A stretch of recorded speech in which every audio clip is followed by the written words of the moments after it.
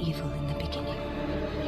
Another Rings of Power scene comparison for this show that breaks canon, wastes its fantastic setting and characters. This time, it's the lead up and the final battle in the Southlands that can be compared to the scenes in the two towers leading up to and the battle for Helms Deep. So it begins. The setup for the battles is that the people in both settlements and the villages in the area travel to an old, more fortified position as they are about to be attacked by a larger force of orcs and cannot stay where they are. The watchtower part way up the mountain and the other being Helms Deep. The two towers shows its intelligence, cunning and danger of the enemy by an ambush on the way to Helms Deep. You will expect an attack on the city. They will flee to Helms Deep, the great fortress of Rohan.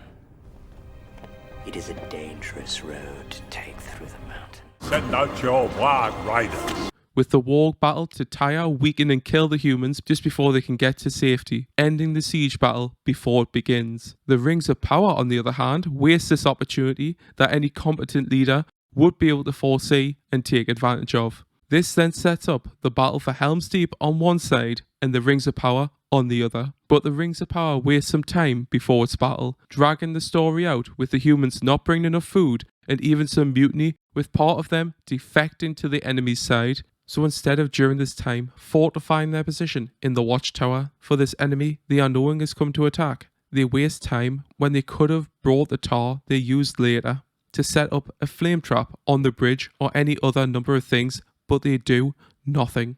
There is little to no character development during all this build-up. All you get is a speech from Adar before the battle about what the orcs have endured and how they just want a home. All they have to do is kill the people in the watchtower to get it. While you compare this scene to Saruman's speech with Grima, in the build-up to Helms Deep, that not only shows you how they will destroy the wall, but also the impact that the speech has when he speaks to his army and Grima's reaction during it to get you invested and excited in the battle to come. A new power is rising. Its victory is at hand.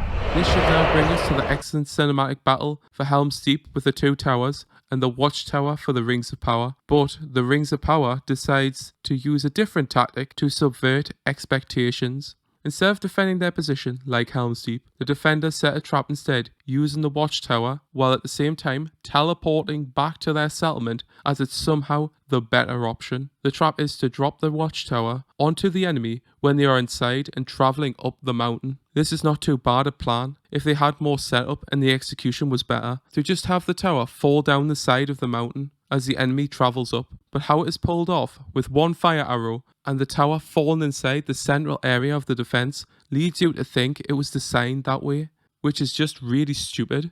The plan is also heavily convoluted with many things happening by chance for Arindir to make it work and for his escape, seemingly through the rest of the orc forces. There are many other ways they could have defended this position, be it damaging or destroying one or two of the bridges up the mountain to slow or funnel the enemy more, to even destroying part of the dam and releasing the water to wash away the enemy.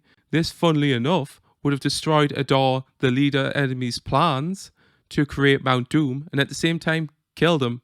But no, instead we get a battle at the village which has no walls, loses the protection for the archers, leaving them vulnerable, and can be attacked from all sides compared to where they were before. It's just lunacy. Once again, it's just to drag the story out.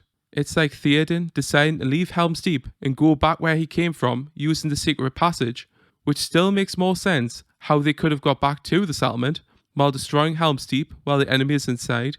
When you say this out loud, it just sounds moronic. The settlement was untenable, which is why you left it. You don't then go back, you idiots. Hell, they could have just ran away. It would have been more plausible, as the orcs can't follow them during the day. Comparing the two battles, unsurprisingly, the village gets overrun much quicker than Helms Deep and puts up a poor defense as they end up getting attacked from all sides, showing that their plan is stupid. Their whole strategy centered on the orcs not wanting to get their feet wet and going over a little bridge from one direction to all end up in the center of the village to be trapped by their fire in a kill box. This does conveniently happen, but their trap is poorly made and just ends up as a hand-to-hand battle anyway. It's just a chaotic mess of action until the rest of the orcs attack from another direction. What a surprise! The orcs should have done this from the start with their overwhelming numbers, but the writers wanted to drag it out and once again subvert expectations in having the humans fighting their former villagers. The defenders eventually barricade themselves in the local tavern, but the thin wooden doors prove themselves to be rather ineffective. So much for the better option. Our position gives us an advantage. Shut up, Arendir, and the orcs capture all the survivors. The door seems to last 5 seconds, and they could have even set the building on fire, forcing everyone out. This is a terrible, defensible position, and why the watchtower was much better. There was even tunnels right under their feet that the orcs could have used to burst out under their keep, as they called it, making all their plans useless. From the middle of the night, it then cuts to the morning with the sun up. What they've been doing all this time, or if it somehow took them hours to break in, I have no clue. Galadriel with the Númenórean cavalry arrives to free the survivors and kill the orcs. Another quick, uninteresting battle ensues of the orcs now fine in sunlight, as it's very situational for the writers, and scenes of overdramatic action that leads into comedic. Two such scenes are the chains knocking over the orcs like bowling pins, and Galadriel's acrobatics on a horse, which happens twice in this fight. The whole battle is just boring with no real payoff for the time it took to get there, and you're just left thinking, is that it? It is an army bred for a single purpose: to destroy the world of men. They will be here by nightfall. Helms Deep, on the other hand, follows a more conventional defense battle with a great flow. The defenders fighting for every inch as they slowly get forced to give up more ground under overwhelming odds. If this is to be our end, then I would have them make such an end. The battle begins with the defenders watching the Uruk-hai army slowly march towards them, building up the anticipation of the fighting to come as rain slowly begins to fall, creating an even more oppressive atmosphere, setting the tone for the rest of the battle. The two armies stare at each other, neither making a move until the stalemate is broken and the battle for Helm's Deep truly begins.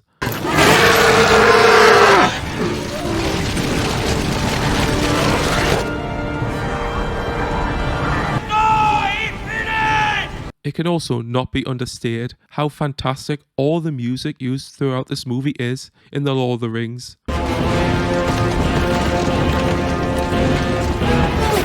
which really lift the scenes to even greater heights, while The Rings of Power has nothing in that department.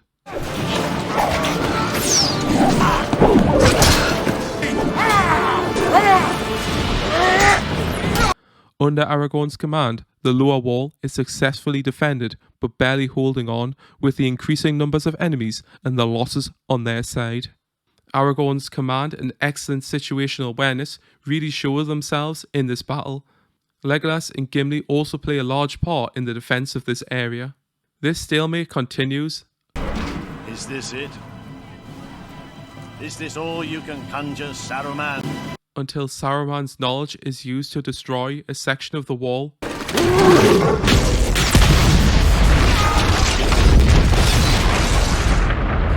The incredible destruction caused by Saruman's weapon leaves the defense in disarray, with even Aragorn and Gimli unconscious for a time.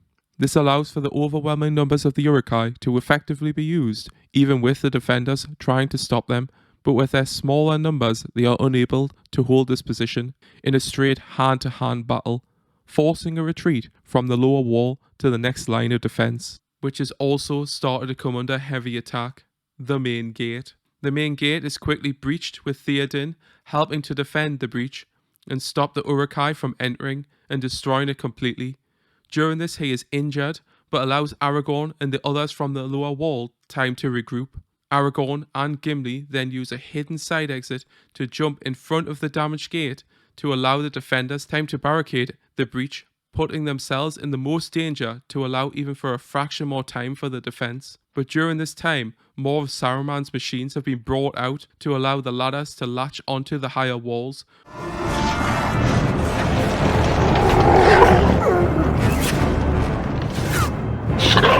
Legolas saves them both once enough time has been gained and the breach has been sealed, as the Uruk-hai attack the defenders around him. However, the Uruk-hai are already becoming too many for the defenders to stop. Theoden, realizing this, once again calls for a retreat to the Great Hall as the gate is destroyed. The Uruk-hai have captured the rest of Helm's Deep and bring up the battering ram to break down the last door as the sun peeks through the window. Aragorn, remembering Gandalf's words that he will bring the Rohirrim in the morning, he persuades Theoden that rather than wait and be killed, they should ride out to meet the enemy one last time. As the door breaks, they ride out to meet the enemy. Just as they are about to be overwhelmed, on their last stand, Gandalf appears with the Rohirrim.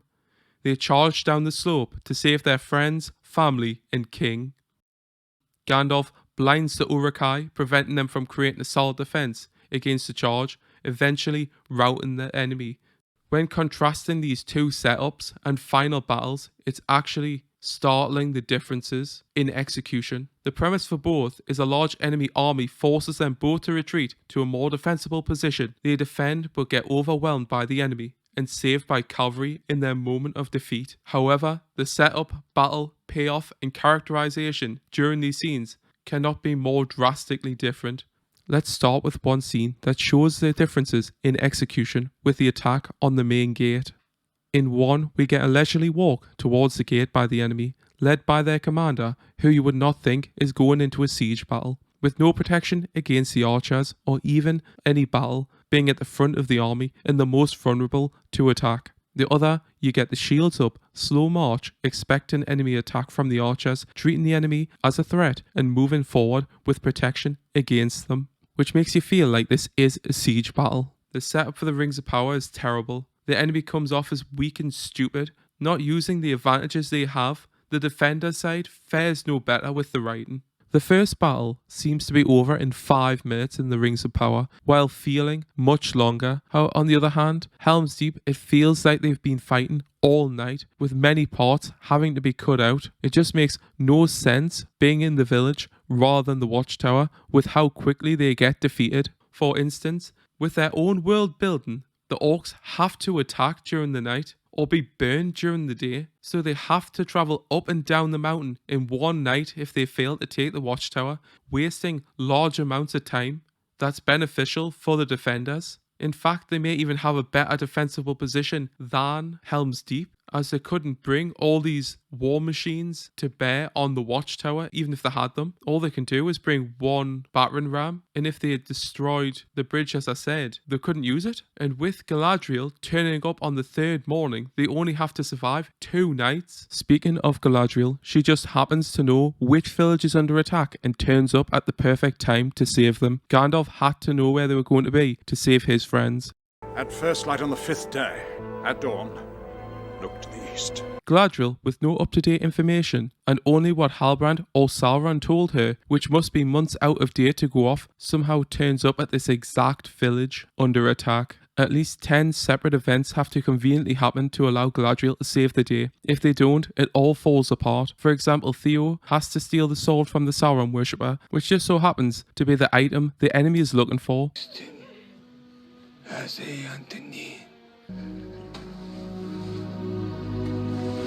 And Arindir not being killed by the orcs when captured, when he should have just been eaten. Looks like meat's back on the menu, boys!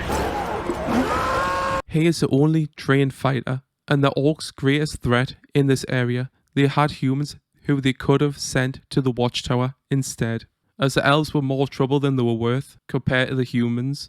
They just don't create a believable setup, which then in turn means there is no satisfying payoff. While the Lord of the Rings movies has built up the situation to this epic battle with the machinations of Saruman and the actions of the main cast. In this build-up, you are given the disposition of both sides, the stakes and the thoughts of all the main characters, while also using them all in significant ways that make them feel real. Saruman, for example, uses the hatred of the Wellmen for Rohan. The horsemen took your land! They drove your people into the hills! Take back the lands they stole from you! Burn every village! To have them attack the outlying villages with orcs to force the civilians to retreat to a more fortified position in Helm's Deep, while also drawing away the army of Rohan to deal with these attacks. He sends his army to wipe out the now less defended Helm's Deep. To war! There will be no door for full of civilians and the king, who now doubts himself thanks to Grima's poisonous whispers, And do you trust your king? which have caused Rohan to have no strong leadership except for Eomer. Theoden, on the other hand, is stricken by grief for the loss of his son and his weakness for allowing himself to be controlled by the enemy. That I should live to see the last days of my house. Cedric's death was not of your making. So he now wants to protect his people the best he can and believes that Helms Deep to be the answer to this threat. I know what it is you want of me, but I will not bring further death to my people. I will not risk open war. Rather than the Fellowship characters who believe his best chance is to attack the enemy in open battle. You must fight.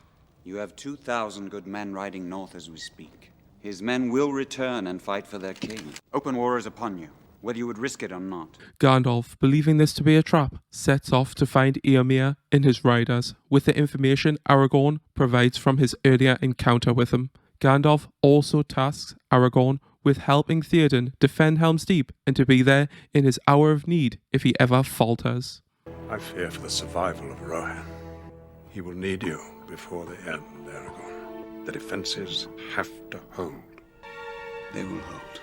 The setup also shows the actual geography of the fortress and the areas they will be fighting in before the battle begins, so you know exactly where everyone is in relation to each other, how they will retreat before it happens, how much they have lost during the fight and they still have left to fight for, which altogether really brings the battle to life before it even begins.